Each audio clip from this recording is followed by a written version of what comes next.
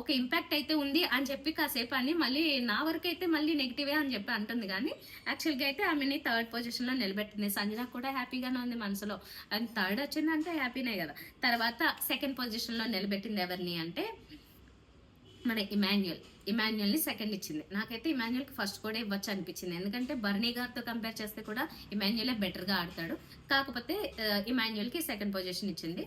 ఇంకా తన రీజన్స్ ఏవో బాగా అన్ని పాజిటివ్ గానే ఉంటాయి. కానీ ఒకటి ఏంటంటే పక్కల గురించి ఆలోచిస్తూ అది త్యాగం చేద్దాం ఇది త్యాగం చేద్దాం లాంటివి కొన్ని వదులుకోవాలన్న సజెషన్స్ ఇచ్చింది.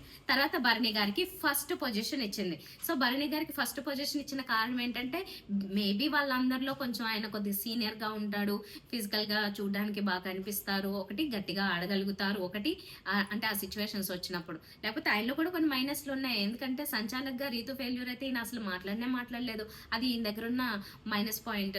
తర్వాత మిగతా వాళ్ళందరితో కలిసిపోయే విషయాల్లో మాట్లాడుకుంటే కూడా ఆయన ఒక గ్రూప్ తోనే ఉంటున్నాడు, మాక్సిమం సెలబ్రిటీ గ్రూప్ తో. మిగతా వాళ్ళు ఏమో అందరితోనేమో పెద్దగా అయితే కలవట్లేదు.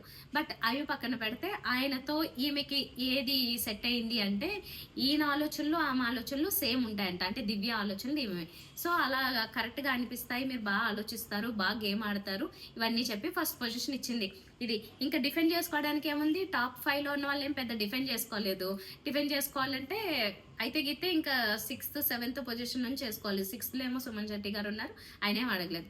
ఇంకా మిగతా వాళ్ళందరూ ఒకలాగా ఉన్నారు. తర్వాత ఫైనల్ గా వచ్చేసి ఒక చోట రీతు వచ్చి అడుగుతూ ఉంటది అన్నమాట ఎవరిని, ఇమాన్యుయల్ ని, నేను ఏం చేంజ్ చేసుకోవాలి అని. నువ్వు కరెక్ట్ గా ఆడుతున్నావమ్మా, నువ్వు ఎలా ఉన్నావు అలాగే ఉండు అని చెప్తున్నాడు. అంతే ఇంకా అంతే, అంతకు మించి ఏం ఆడుతుంది, తను ఏదో చేయగలిగే ఏదో చేస్తుంది, లవ్ ట్రెక్ ఏదో నడిపిస్తుంది, ఇంకా అంతకు మించి చేయదు. పోనీలే ఒక విధంగా అయితే తనది కరెక్ట్ గానే ఉంది అనుకోవాలి, ఎందుకంటే గేమ్ వచ్చినప్పుడు చాలా ఏమన్నా అగ్రెసివ్ గా ఆడుతుంది.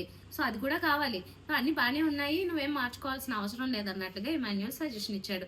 ఇవ్వండి పొజిషన్స్ అయితే 30 లీస్ట్ పొజిషన్ లోనేమో ఫ్లోరా గారు ఉన్నారు, ఫస్ట్ పొజిషన్ లో భరణి గారు ఉన్నారు. టాప్ 5 లో ఎవరైతే అనుకున్నామో మాక్సిమం వాళ్ళే ఉన్నారు. ఇంకెవరన్నా మారితే గీతే అంటే మొత్తం ఎపిసోడ్ అయిపోయిన తర్వాతకి ఆ చివరికి ఏమన్నా మారితే చెప్పలేం, 1-2 పొజిషన్స్ తప్పితే టాప్ 3లో ఉండే వాళ్ళు అయితే మాక్సిమం వాళ్ళే ఉంటారనేది నా ఫీలింగ్. మీ ఫీలింగ్ ఎలా ఉంది, ఈ ర్యాంకింగ్స్ తను ఎలా ఇచ్చింది అనేది మీ అభిప్రాయాలు ఏమైనా ఉంటే కమెంట్స్ ద్వారా షేర్ చేయండి. Thank you so much.